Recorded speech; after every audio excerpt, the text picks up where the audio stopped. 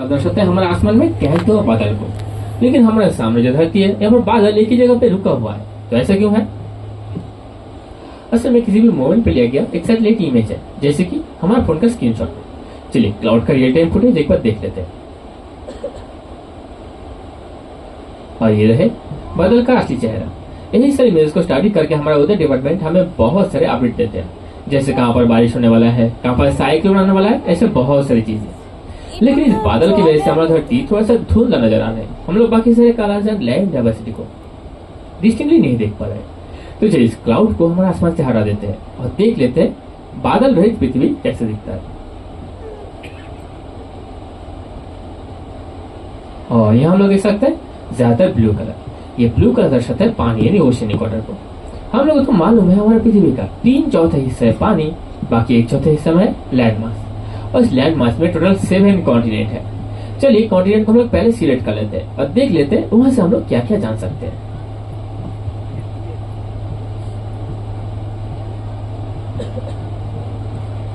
और हमारे सामने है विशाल एक कॉन्टिनेंट अफ्रीका। अफ्रीका की उत्तरी दिशा में देखिए एक बहुत बड़ा येलो कलर का रीजन, और ये येलो कलर दर्शाता है रेत यानी रेगिस्तान को। और ये हमारा दुनिया का सबसे बड़ा रेगिस्तान भी है। तो कोई इसका नाम गेस करना चाहेगा? इसका नाम है the great Sahara desert. Sahara desert के नीचे देखिए एक लाइट ग्रीन कलर का रीजन जो कि दर्शाता है सावाना ग्रासलैंड को। इसे हम लोग हर रोज एनिमल प्लेनेट या फिर नेशनल जियोग्राफी पे देखते हैं। और सावाना ग्रासलैंड के बीचों बीच देखिए एक डीप ग्रीन कलर का रीजन, ये है कॉन्गो रेन फॉरेस्ट, हमारा वर्ल्ड का 2nd लार्जेस्ट रेन फॉरेस्ट। तो चलिए हमारा वर्ल्ड का लार्जेस्ट रेन फॉरेस्ट कहाँ है उसे भी एक बार देख लेते हैं।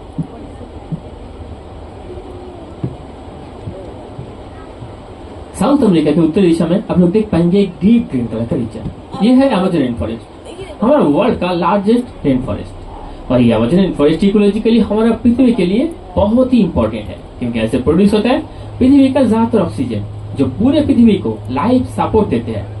तो इसलिए हम लोग इसे कहते हैं the lungs of our earth, यानी हमारा पृथ्वी का फेफड़ा। चलिए इसके अलावा बाकी सारे कलर्स को भी एक बार देख लेते हैं। ऑस्ट्रेलिया में हम लोग देख पाएंगे रेड एंड ब्राउन कलर, ये दर्शाता है हाईलैंड एंड प्लेट्यूज को। और हमारे पृथ्वी का 2 पोल है, ये रहे पृथ्वी का नॉर्थ पोल जहां पर ग्रीनलैंड एंड आइसलैंड है, और ये रहे साउथ पोल जहां पर अंटार्कटिका है। ये दोनों पोल फ्रिजिड जोन में है, तो इसीलिए यहाँ पर पूरा साल बर्फ जमा रहता है। और जैसे कि बर्फ का कलर व्हाइट है तो हम लोग इसे व्हाइट देख पा रहे हैं। हम लोग पृथ्वी के लगभग हर एक कलर को देख चुके हैं। चलिए इसके बाद हमारे सारे जहां सच हिंदुस्तान को भी एक बार देख लेते हैं।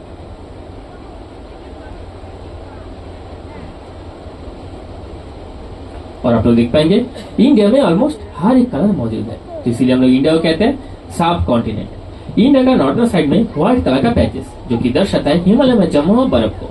नॉर्थ वेस्टर्न साइड में येलो कलर, ये दर्शाता है राजस्थान की थर रेगिस्तान को। और दक्षिण समय रेडिश ब्राउन कलर, ये दर्शाता है डेक्कन प्लेटो को। अब हम लोग एक चीज देखिए, हमारे सामने जो पृथ्वी है यहाँ पर पूरे पृथ्वी में दिन ही दिन है, लेकिन ऐसा थोड़ी ना होता है। हम लोग दिन के साथ साथ रात को भी महसूस करते हैं। चलिए दिन और रात को एक साथ देख लेते हैं। हमारा पृथ्वी अपने एक्सिस पे 24 आवर्स पे एक रोटेशन कंप्लीट कर लेता है। इसी दौरान पृथ्वी का जो हिस्सा सूरज के सामने आता है वहां पर होता है दिन, बाकी हिस्से में होता है रात। और इस दिन और रात को पार्टीशन करने वाला जो सर्कल है इसे हम लोग कहते हैं द सर्कल ऑफ इल्यूमिनेशन। हम लोग तो पूरे पृथ्वी में दिन देख चुके हैं। मान लीजिए अगर पूरे पृथ्वी में रात हो जाता तो कैसे दिखता? असल में ऐसा नहीं होता, हम लोग इसे आर्टिफिशियली एक बार देख लेंगे। और ये रहे आप लोग के सामने रात की पृथ्वी। यहाँ पर देखिए बहुत सारे व्हाइट डॉट जो कि डायमंड के से चमक रहा है। ये व्हाइट डॉट है नाइट टाइम लाइट। इसे हम लोग रात के टाइम पे घर पे, बाजार पे या फिर सड़क पर जाते हैं।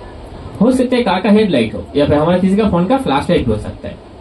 तो जैसे कि ये सारी लाइट मैन मेड है, इसे हम लोग कहते हैं द लाइट ऑफ सिविलाइजेशन, यानी मानव सभ्यता का दिया। और ये सारी लाइट की मदद से हम लोग बहुत सारी चीजें जान सकते हैं। चलिए सबसे पहले हमारे देश पे चलते हैं।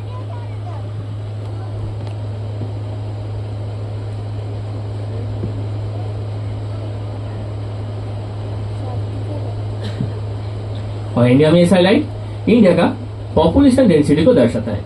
असल में पॉपुलेशन के मामले में अभी हम लोग नंबर 1 पे है। लेकिन अगर हम लोग इंडिया से थोड़ा ऊपर की ओर देखें, हमारे सामने आएगा यूरोप। यूरोप में देखिए लाइट का डेंसिटी इंडिया से भी ज्यादा है। इसका मतलब ये नहीं कि यूरोप में पॉपुलेशन इंडिया से भी ज्यादा है। असल में यूरोप में जो लोग रहते हैं वो लोग बहुत अमीर है, इसीलिए वो लोग इलेक्ट्रिसिटी एंड टेक्नोलॉजी का ज्यादा इस्तेमाल करते हैं। लेकिन अगर हम लोग यूरोप से थोड़ा नीचे की ओर आए, हम फिर से पहुंच जाएंगे अफ्रीका में।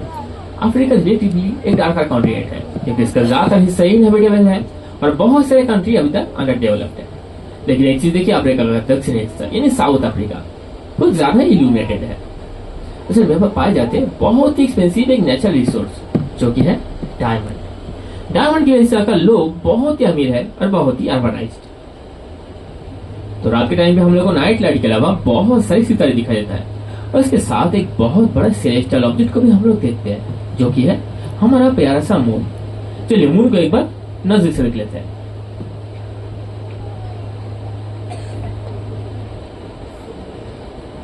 और बहुत ही खूबसूरत ये मून।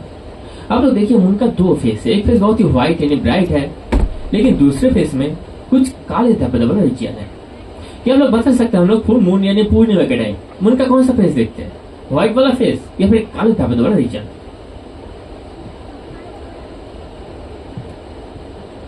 हम लोग फुल मून के टाइम पे हमेशा ही इस काले धब्बे वाले रीजन को ही देखते हैं। इसे हम लोग कहते हैं चांद की कलंक। और दूसरा वाला फेस यानी व्हाइट वाला फेस फुल मून के टाइम पे हमारे सामने कभी भी नहीं आता। तो ऐसा क्यों होता है? क्योंकि मून का rotation and revolution period same है, जो कि है 37 दिन। इसकी वजह से इसका दूसरा फेस हमेशा छूट जाता है। तो मून तो एक नेचुरल सैटेलाइट है, इसका खुद का कोई रोशनी नहीं है, इसे रोशनी देता है हमारा सन। चलिए सन को भी एक बार देख लेते हैं।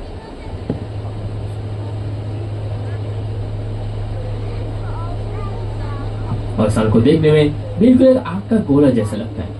यहाँ पर हर वक्त न्यूक्लियर फ्यूजन रिएक्शन होते रहते हैं, और इसकी वजह से इसका टेम्परेचर बहुत ही हाई है।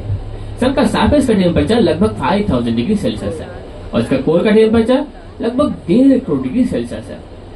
और सन के बीच में कुछ येलो पैचेस भी आप लोग देख पाएंगे, जो कि दर्शाता है एक एक्टिव सोलर फ्लेयर को, जहां से प्रोड्यूस होते हैं बहुत से डेंजरस यूवी रेज, जो हमारे स्किन कैंसर के कारण भी बन सकते हैं। और इस सन को केंद्र करके टोटल 8 प्लैनेट रिवॉल्व करते हैं। चलिए एक एक करके हर एक प्लैनेट पे चलते हैं। सबसे पहले चलते हैं फास्ट रिवॉल्विंग प्लैनेट यानी मर्क्यूरी को।